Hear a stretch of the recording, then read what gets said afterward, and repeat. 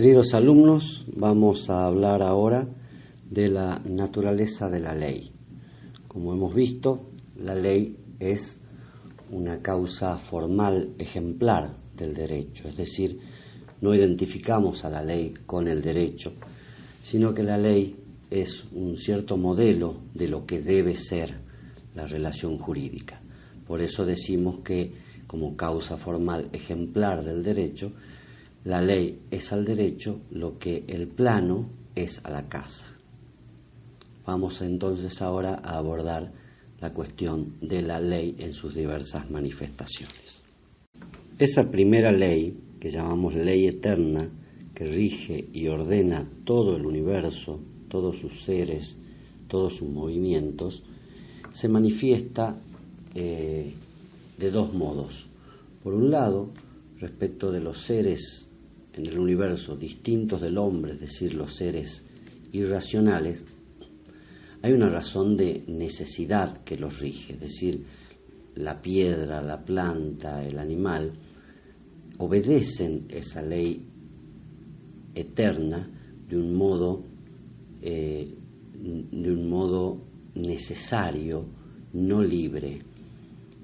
Definitivamente el animal obedece a sus instintos sin poder interiorizarlos, sin poder pensarlos y sin poder decidir. Por eso decimos que esta ley eterna se aplica a los seres irracionales bajo una razón de necesidad.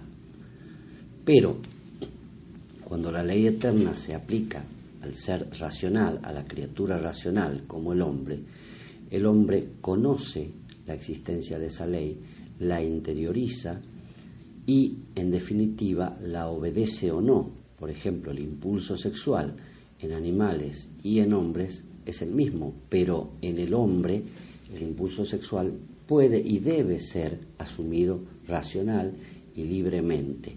Por eso, esta misma ley eterna en el hombre, asumida racional y libremente, se llama ley natural. Y de esa ley natural brota las leyes humanas o leyes positivas que en cada pueblo, en cada historia, en cada circunstancia se establecen para regir la vida social en esas circunstancias. Pero siempre esa ley humana positiva, en definitiva, debe respetar la ley de la naturaleza que manda al hombre a hacer el bien y evitar el mal. Ahora bien, Dios, en su sabiduría, que rige y gobierna todo el universo, también le ha dictado al hombre una ley especial, una ley específica para el hombre, donde le da mandamientos, prohibiciones, recomendaciones, y eso está recogido en lo que son las Sagradas Escrituras. Y hay una ley vieja, que Dios le dicta al pueblo elegido, al pueblo de Israel, y es lo que se recoge en lo que se llama el Antiguo Testamento. Y una ley nueva en la cual ya el destinatario no es un pueblo elegido, sino toda la humanidad, que es la ley nueva a través de nuestro Señor Jesucristo, dictada en lo que se llama el Nuevo Testamento. Esta ley se resume en los 10 mandamientos y en el mandamiento central, amar a Dios sobre todas las cosas y al prójimo como a uno mismo. Además de eso, ya en concreto a la Iglesia Católica se ha establecido una ley divina positiva, que es una ley que organiza a la Iglesia fundada por Cristo y que establece los deberes y derechos de sus miembros y de sus organizaciones. Y esto es lo que se llama la ley positiva eclesiástica. Vamos a analizar ahora las leyes que rigen específicamente al hombre. En primer lugar, la ley natural, ya descripta, que podría ser definida entonces como la participación de la ley eterna en la criatura racional, en el hombre. Esta ley natural está inscripta en el corazón de todos los hombres, de todos los tiempos, de todos los pueblos, y se compone de principios o normas de valor universal que son indelebles y que el hombre las puede descubrir a través de su razón como inclinaciones propias de su naturaleza de persona, de su naturaleza de ser libre y racional y espiritual. Esta ley se expresa en normas tales como el respeto el deber de respetar la vida inocente, los deberes y derechos derivados de la inclinación a la procreación y a la conservación de la especie, la atracción al sexo opuesto, los deberes y derechos que emergen de la vida en sociedad, como el respeto a la propiedad, el respeto a los derechos del otro, a la vida del ser humano inocente, y también normas más particulares que fundamentan la vida social, como que no hay que hacer a otro lo que no le gusta que a uno le hagan, o que hay que cumplir lo pactado, siempre que lo pactado sea legítimo, etcétera.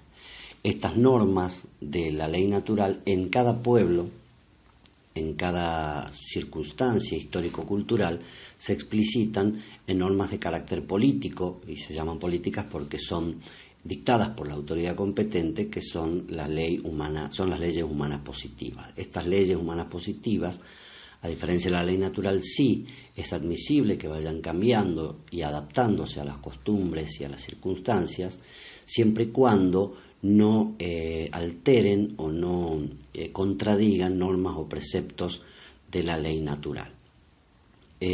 Toda vez que la ley natural rige toda la vida moral y social del hombre, mientras que la ley humana positiva rige la vida en sociedad y en un tiempo y en un lugar determinado. Finalmente, para los miembros de la Iglesia Católica, como hemos dicho, rige la ley positiva eclesiástica, que son los deberes y derechos que tienen los miembros de la Iglesia Católica y que deben cumplir como parte de una organización.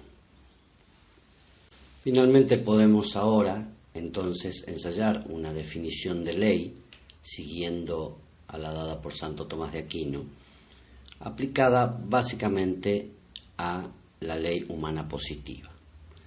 En este sentido podemos decir que la ley es una ordenación de la razón práctica, dirigida al bien común y promulgada por aquel que tiene el cuidado de la comunidad, es decir, por la autoridad. A partir de este concepto podemos extraer lo que son las causas de la ley, es decir, aquellos principios que fundamentan y explican su naturaleza.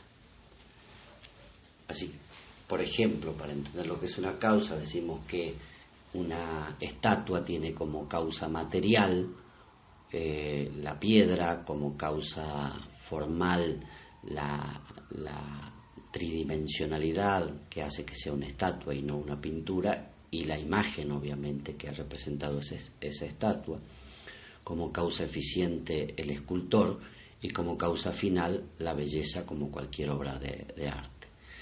En el caso de la ley, la causa material, la materia que rige y organiza la ley son los actos humanos, pero no todos los actos humanos. La ley humana positiva rige ciertos actos humanos, aquellos que se dan en aquellos actos humanos exteriores, en la vida en sociedad, que se relacionan con otro y en los cuales surge un débito. Por eso la ley, en definitiva, lo que trata de hacer es establecer las relaciones de justicia que requieren estas notas antes mencionadas. En segundo lugar, la causa formal. Hay una causa formal intrínseca que es el orden que la ley establece. Es decir, esos actos humanos, las leyes, los ordenan y los ordenan, como vamos a ver, hacia el bien común. Pero también hay una causa formal extrínseca o exterior, es que la ley debe ser promulgada. ¿Por qué? Porque es necesario que sea conocida para ser obedecida. Hay una causa eficiente, que es la razón práctica de aquel que tiene el cuidado de la comunidad. La ley es un fruto de la inteligencia, de la razón, de la autoridad que dirige y gobierna la vida en sociedad. Y finalmente la causa final, que es el bien común. El bien común es un conjunto de bienes que integran la vida en sociedad, y así el bien común está incorporado tanto por los bienes materiales que hacen a la satisfacción de las necesidades básicas de la sociedad, como la comida, la vivienda, el vestimenta, salud, etcétera. Pero no solo eso, así como el hombre no se satisface solo con bienes materiales, también es necesario para la vida social que haya bienes que proporcionen a una comunidad la paz, es decir, la armonía en el orden entre las distintas personas y entre las distintas organizaciones de una sociedad. Y finalmente también el bien común reclama que haya acceso a los bienes de la cultura, porque el hombre no es solo un ser individual, material y social, sino que también es un ser espiritual que accede al mundo de la cultura, de la religión, de la vida social, del arte, de la ciencia. Y en una sociedad que persigue el bien común también es bueno tener ciudadanos educados, cultos, que puedan discernir. Este es el bien común, causa final de la ley, es decir, el orden que la ley establece siempre debe tener en miras el bien común político o el bien común de la sociedad.